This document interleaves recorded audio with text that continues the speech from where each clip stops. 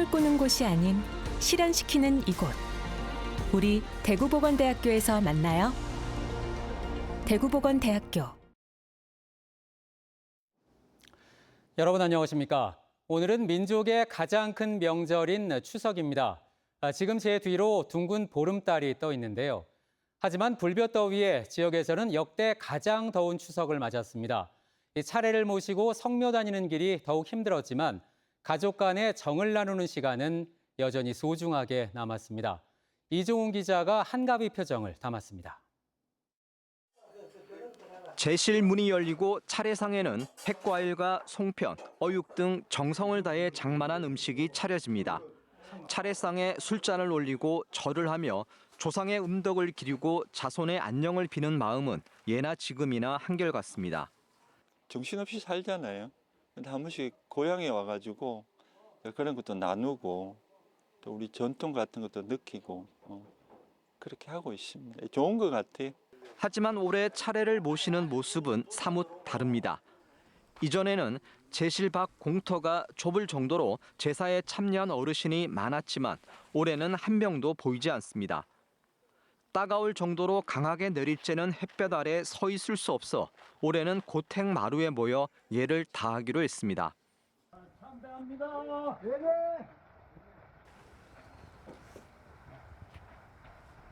삼배 옷을 입은 제관들도 땀 범벅이지만 전통을 지키고 가족 간의 정을 나누는 시간이 소중하기만 합니다. 명절이 있다는 게 그게 좋은 거예요. 안 그러면 요즘 같은 때는 평소에 못 봐요. 일찌감치 차례를 모신 시민들의 발길은 더위에도 불구하고 공원 묘지로 이어졌습니다. 산소에 새로 산 꽃을 놓고 떡과 과일 등으로 음식을 차리고 절을 올립니다. 오면은 마음이 푸근하고 모든 게 다 있고 바쁜 세월 다 있고 마음이 편안하죠. 보면. 불볕 더위가 기승을 부리면서 오늘 대구의 낮 최고 기온은 36.1도까지 치솟으면서 역대 가장 더운 추석으로 기록됐습니다. 1973년 기상 관측망 전국 확대 이후 이전까지 가장 더웠던 2014년 9월 추석 낮 기온 32.3도보다 무려 4도 가까이 높아 역대 최고를 기록했습니다. 또 2008년 폭염특보가 도입된 이후 역대 추석 가운데 이번 추석에 처음으로 폭염특보가 내려지기도 했습니다. 한편 김천의 낮 최고 기온이 37.9도까지 올랐고 달성군 합인면과 영천시 신영면도 37도를 넘는 등 대구와 경북 전 지역에 폭염특보가 내려졌습니다. 역대 가장 더운 추석을 보내고 있지만 보고 싶고 반가운 얼굴을 마주하며 정을 나누고 돈독히 하는 시간은 소중하기만 합니다. TBC 이종웅입니다. 추석 연휴 고향집을 찾아 부모님 일손을 돕던 20대 여성이 농약 살포기에 깔려 숨졌습니다. 어제 오후 4시 20분쯤 청송군 안덕면 농로에서 20대 여성 A씨가 몰던 농약 살포기가 농로 옆 1.8m 아래 과수원으로 추락했습니다. 이 사고로 A씨가 농약 살포기에 깔리면서 심정지 상태로 병원으로 옮겨졌지만 숨졌습니다. 경찰은 서울에서 직장을 다니고 있는 A씨가 평소에도 자주 부모님 농사일을 도왔고 사고 당일에도 과수원에 농약을 치기 위해 농약 살포기를 몰고 가다 운전 부주의로 사고를 당한 것으로 보고 정확한 사고 원인을 조사하고 있습니다. 추석 연휴 물 사용량이 급증하면서 오늘 오후 6시부터 경북 청도군 4개 면의 수돗물 공급이 중단됐습니다. 해당 지역은 강남면, 각북면, 이서면, 풍광면입니다. 청도군 물관리사업소는 각 면사무소를 통해 생수를 주민들에게 지급하는 한편 다른 지역 주민들에게도 물을 최대한 아껴 써달라고 권고했습니다.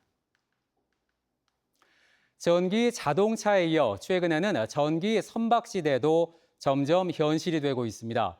이런 가운데 2차 전지 특화 도시인 포항시가 우리 기술을 활용한 배터리를 만들어 전기 선박 산업을 선도하겠다며 도전장을 냈습니다.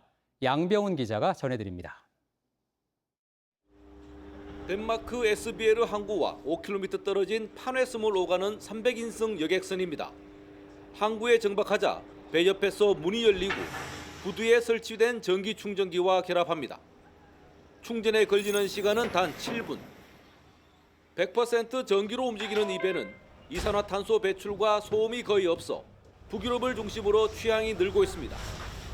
우리나라에서도 지난해 5월부터 전남 목포에서 전기 여객선이 실정 운항 중이고 경기 가평에서는 남이섬까지 가는 250인승 여객선 동력을 전기로 바꿨습니다. 정부에선 2030년까지 500여 척을 전기를 비롯한 친환경 연료 선박으로 바꿔 탄소 배출량을 유류 선박의 30% 이하로 줄일 계획입니다. 포항시가 전기 선박용 배터리 산업에 뛰어든 제일 큰 이유입니다. 배터리 원료인 2차 전지 관련 기반과 노하우가 다른 지역보다 경쟁력이 있다는 판단했습니다. 포항은 2차 전지 선도 도시이며 국내 최고의 R&D 기관이 집적된 도시입니다.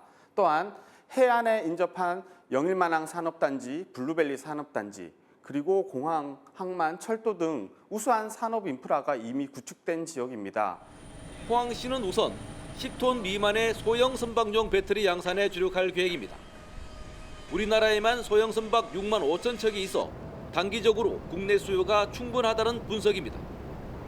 2030년까지 1,000억 원을 들여 우리 기술을 적용한 배터리 공장과 배터리 재활용 시설이 들어선 이른바 선박용 K배터리 산업파크를 영일만 산단 배후 지역에 조성할 예정입니다. 국내는 물론 선박 기술이 우수한 아이슬란드, 영국과도 기술 정보 교류를 위한 협력 체계를 구축했습니다. 전기여선 글로벌 혁신 특구 지정도 추진하여 기업들의 해외 진출을 지원하고 관련 법령과 규제를 정비하여 포항이 배터리 선도 도시로서 입지를 다져나가도록 하겠습니다. 국제해사기구 IMO는 전 세계적으로 선박 운항에 따른 탄소 배출량이 전체의 3.3%를 차지한다며 2050년까지 대기 중에 탄소가 쌓이지 않는 탄소 중립을 실현하겠다고 밝혔습니다. 이 때문에 전기 선박을 중심으로 한 친환경 선박의 수요가 커질 수밖에 없지만 국내엔 관련 기준이나 제도가 미흡해 대책이 시급하다고 업계는 주장합니다. TBC 양병훈입니다. 대구시는 지난해 7월부터 최근까지 모빌리티 소재 부품 장비 산업과 관련해 3개 사업 국비 415억 원을 확보했다고 밝혔습니다. 이에 따라 대구시는 모빌리티 소재 연구 개발과 테스트베드 구축, 인력 양성 프로그램을 갖추고 지역 기업을 지원할 계획입니다. 또 모빌리티 모터 특화단지 사업을 통해 앵커 기업과 협력 기업 간 생태계 구축을 앞당기기로 했습니다. 계용주시가 교육부와 한국연구재단이 주관하는 2024년 인문도시 지원사업에 선정돼 국비 4억 2천만 원을 확보했습니다. 계용주시는 2027년까지 동국대 YG 캠퍼스와 함께 최부자댁의 공감 정신과 동학의 삼경사상을 다루는 강좌와 학술대회, 축제를 열 예정입니다. 인문도시 지원사업은 대학과 지역사회가 협력해 지역민들의 인문 소양과 지식을 높이는 정책입니다.